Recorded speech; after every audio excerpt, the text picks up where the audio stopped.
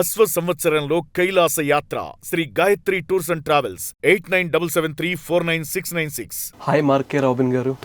Hi అండి. Sir నార్మల్గా మీ పేరు చెప్తేనే నార్మల్గా హైదరాబాద్ లేదా బాలీవుడ్ లేదా కేరళ అర్థం కాదు సార్. చెన్నై అర్థం కాదు చాలా మంది. బట్ ఏంటంటే హైదరాబాద్లోనే పుట్టారు, హైదరాబాద్లోనే పెరిగారు.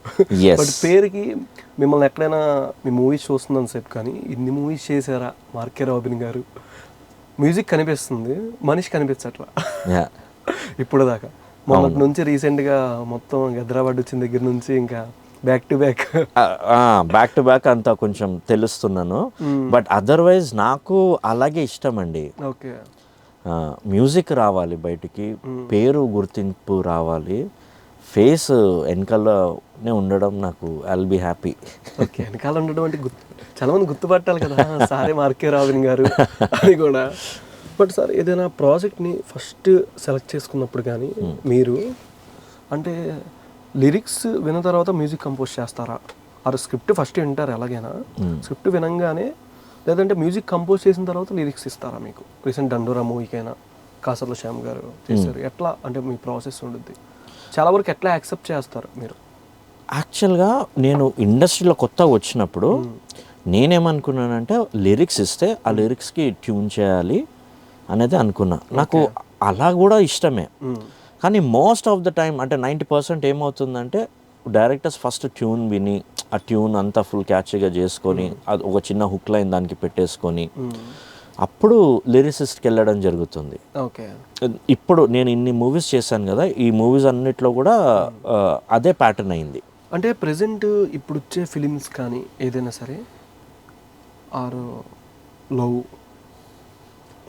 Are any thriller genre and mystery అంటే ఏదైనా హిస్టారికల్ కానీ ఈ టైప్ పీరియాడిక్ డ్రామాస్, ఈ యాక్షన్ ఫిలిమ్స్ కానీ, ప్రతి ఒక్కరు బీజిఎం వైస్ కానీ ఆర్ మ్యూజిక్ కొన్ని చాలా వరకు పాత మ్యూజిక్లో ఎక్కడో రెఫరెన్స్ లాగా కానీ కొంచెం ఆ ట్యూన్ లాగా అనిపించడం జరుగుద్ది, అంటే కొన్నిటి వరకు. బట్ మీకు ఎప్పుడైనా మీ మ్యూజిక్ కానీ మీ ట్యూన్స్ కానీ ఎవరైనా వాడడం జరిగిందా మీకు తెలిసినంత వరకు? కానీ అలాగేమైనా చాలా వరకు కాపీ చేస్తున్నారు కొన్ని వరకు, పాత ఓల్డ్ మూవీస్ తీసుకొని కొంచెం వరకు, అలా మీకు ఎప్పుడైనా జరిగిందా మీ మూవీ సాంగ్స్లో కానీ అలాగా? జరిగిందండి, జరిగింది. కాకపోతే దట్స్ ఓకే, ఇగ్నోరబుల్. ఎందుకంటే అండి అంటే మీ పర్మిషన్ తీసుకొని చేశారా? ఇనిషియల్గా పర్మిషన్ తీసుకోకుండా చేశారు. ఓకే, దాని తర్వాత వాళ్ళు ఫోన్ చేసి మాట్లాడడం జరిగింది. దాని తర్వాత పర్మిషన్ ఇచ్చాను. పర్మిషన్ ఇచ్చిన తర్వాత వాళ్ళు క్రెడిట్ వేశారు.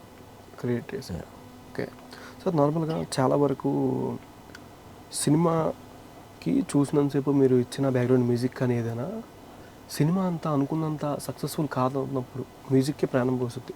బట్ మీరు అనుకున్నంత సక్సెస్ రానప్పుడు, మీకు స్టార్టింగ్ ఫిల్మ్ చేశారు, బాగుంది, కమర్షియల్ వేలో కూడా ఇంకా ముందుకు వెళ్ళినప్పుడు ఎట్లాంటి మిమ్మల్ని మీరు క్వశ్చన్ చేసుకుంటారంటే ఫీడ్బ్యాక్ కానీ పర్సనల్గా ఏదైనా రావడం కానీ?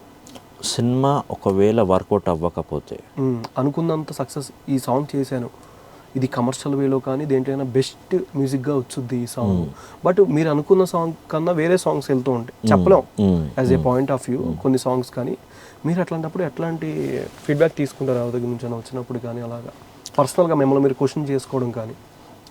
ఫీడ్బ్యాక్ తీసుకోవడం అనేది అంత అంటే ఇప్పుడు ఒక్కటండి, సినిమా ఫ్లాప్ అయింది అనుకోండి, అందరు డోర్లు వేసేసుకుంటారు. ఓకే, ఫీడ్బ్యాక్ ఇచ్చేది ఒక రివ్యూ రైటర్సే.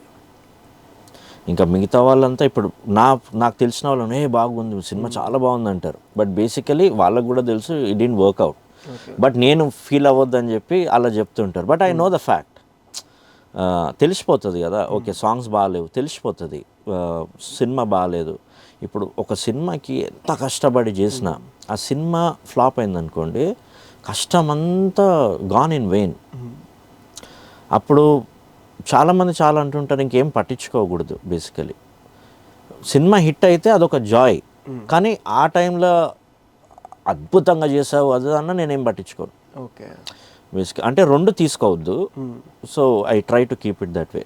ఓకే సార్, అంటే స్టార్టింగ్ ఎక్కడి నుంచి జర్నీ స్టార్ట్ అయింది అండ్ మీరు ఎలా వచ్చారు ఈ ఫిల్మ్ ఇండస్ట్రీలోకి?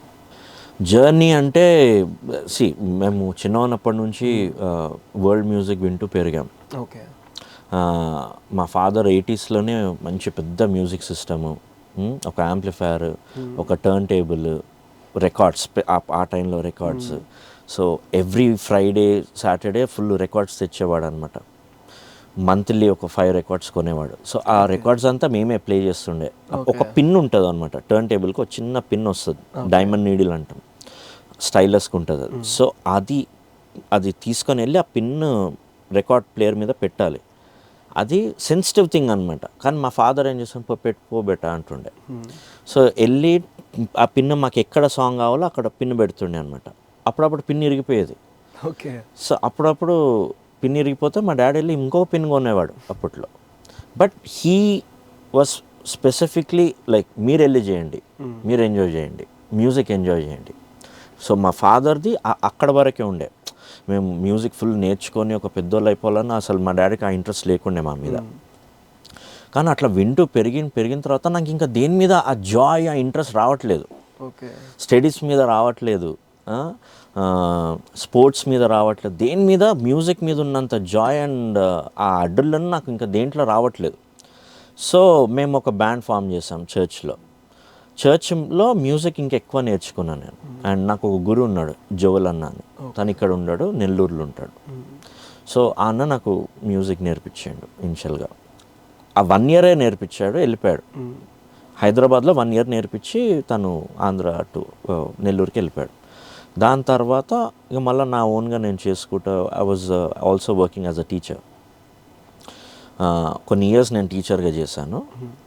అట్ ద సేమ్ టైం మాకు బ్యాండ్ ఉండే. So gospel music plus teaching దీంట్లో ఎక్కువ ఉండే. ఇలా మ్యూజిక్ డెవలప్ అవుతూ ఓన్లీ ద పర్సనల్ ఇంట్రెస్ట్ తోటి ఆడియో ఇంజనీరింగే కానీ, యానలాగ్ ఎక్విప్మెంట్స్ గురించే కానీ, మ్యూజిక్ ప్రొడక్షన్ ఎలా జరుగుతుంది, మిక్సింగ్ ఎలా జరుగుతుంది, ఇదంతా పర్సనల్. అంటే ఇర్రెస్పెక్టివ్ ఆఫ్ ఫిలిమ్స్కి వెళ్తాను, ఫిలిమ్స్ చేస్తానన్న ఇది నాకు ఎప్పుడు లేకుండే. Okay. Irrespective of that I wanted to learn. ఎప్పుడో ఫ్యూచర్లో ఎక్కడ యూజ్ అవుతుందో అవ్వకపోవచ్చు, I don't care, but I want to learn అని చెప్పి నేను నేర్చుకోవడం జరిగింది. అది అనుకోకుండా నాకు మూవీస్లో హెల్ప్ అయింది. ఓకే. ఫస్ట్ ఎలా అంటే ఆపర్చునిటీయా? దట్స్ ఆపర్చునిటీ అంటే బేసికల్గా లిరిసిస్ట్ కేకే గారు ఉన్నారు. ఓకే. సో మేము రెగ్యులర్గా కలుసుకుంటుండే అనమాట. సో తన ఫ్రెండ్స్లో ప్రశాంత్ గారు ఉండే. సో ఒకరోజు ఇలాగే ప్రశాంత్ వర్మ గారు. సో ప్రశాంత్ వర్మ గారు నేను కలుసుకున్నప్పుడు ప్రశాంత్ గారు నాకు, రాబిన్ ఇట్లా నేను ఒక ఐడియాతో వచ్చాను, డైలాగ్ ఇన్ ద డార్క్ అని. అది డార్క్లో ఒక ప్రపోజ్ చేస్తాడు. సో అది ఉంటుంది, ఒకసారి విన్నాను, నాకు వినిపించాడు. జనరల్గా అప్పటి వరకు షార్ట్ ఫిలిమ్స్ అంటే ఏంటి, యూట్యూబ్లో ఒక షార్ట్ ఫిలిం వస్తుంది, ఆ షార్ట్ ఫిలిం చూసి దానికి ఏంటో అనేది చెప్పడం. For the first time short film there is no visuals, but visual feel అవ్వాలి ఆడియో రూపంగా.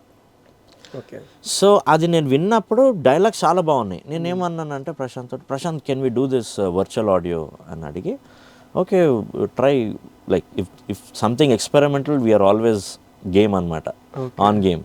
సో వర్చువల్ ఆడియో చేశాను దానికి. అది ఎలా ఉంటుందంటే మ్యూజిక్ అంతా సీలింగ్కి వెళ్ళిపోతుంది, చైర్ ఇటు గుంజితే ఫార్ నుంచి దగ్గర వరకు వస్తుంది. సో అమ్మ ఇట్లా నేను నడుచుకుంటే వెళ్ళి ఇక్కడ కూర్చుంటే ఎగ్జాక్ట్లీ ఇదే డిస్టెన్స్లో ఉంటుంది సౌండ్. అమ్మాయి కొంచెం దూరం వెళ్ళి మాట్లాడితే ఆ డిస్టెన్స్లో ఉంటుంది సౌండ్. సో ఈ 360 degrees విత్ డెప్త్ విడ్త్ తోటి ఈ 3 dimensionalగా చేయడం జరిగింది. అంటే ఇప్పుడు మనం ఈ డిస్టెన్స్లో మాట్లాడుతున్నాం కదా, మీరు హెడ్ ఫోన్స్ పెట్టుకుంటే ఆ డిస్టెన్స్ ఉంటుంది. అదే మనం దగ్గరకు వచ్చి మాట్లాడుతున్నాం అనుకో మీకు తెలిసిపోతుంది అనమాట, దగ్గరకు వచ్చి మాట్లాడుతుంది.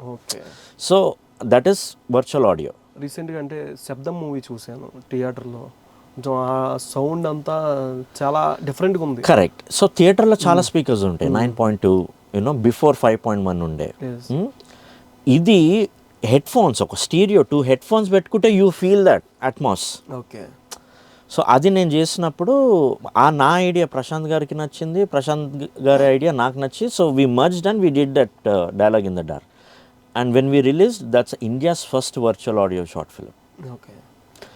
దానికి మంచి నాని గారే కానీ చాలామంది యాక్టర్సే కానీ ఇట్స్ ఫెంటాస్టిక్ అని చెప్పి రివ్యూస్ రాయడం జరిగింది.